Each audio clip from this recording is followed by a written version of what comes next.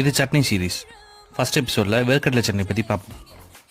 நீங்கள் பேச்சுலராக இருந்தாலும் சரி, வீட்டை விட்டு தனியாக போய் சிங்கிளாக இருந்தாலும் சரி, ஒய்ஃபுக்கு பயந்துட்டு நானே சமைச்சு காட்டுற மாதிரி ஜம்மமாக சமைக்க வந்த ஹஸ்பண்டாக இருந்தாலும் சரி, இந்த ரெசிபி உங்களுக்கு தான். கண்டிப்பாக சமைச்சு காட்டி நீங்களே செஃப்னு உங்களே மாற்றிட்டிக்கலாம். நல்லா வறுத்த வேர்க்கடலையோட வெங்காயம், வரமிளகா, பூண்டு போட்டு மறுபடியும் எண்ணெயில் நல்லா வதக்கிட்டு அதுக்கு கொஞ்சம் புளி உப்பு போட்டு அரைச்சிங்கன்னா சட்னி ரெடி. வேணும்னா கடுகு கருவேப்பிலை போட்டு தாளிச்சிக்கலாம், அது இன்னும் டேஸ்ட் அதிகமாகும். நல்லா சூடாக தோசைக்கல்லில் உங்களால் முடிஞ்சால் வட்டமாவோ இல்லை எந்த ஷேப்லேயோ தோசையை அழகாக ஊற்றிடுங்க. மேலே இந்த எண்ணெய் நமக்கு சரிப்பட்டு வராதுங்க.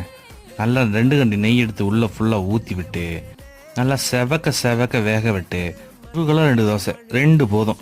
அதை அப்படியே தட்டில் எடுத்து வச்சுக்கிட்டு வேணுங்கிற அளவுக்கு சட்னியை சேர்த்து சாப்பிட்டு பாருங்களேன். மனசில் ஒரு ஆணவம் தோணும். நமக்கு எதுக்குங்க மற்றவங்க சமைச்சு கொடுக்கணும்? நம்ம தான் செஃப். நம்ம சமைக்கிறது தான் தோசை, நம்ம வைக்கிறது தான் சட்னி.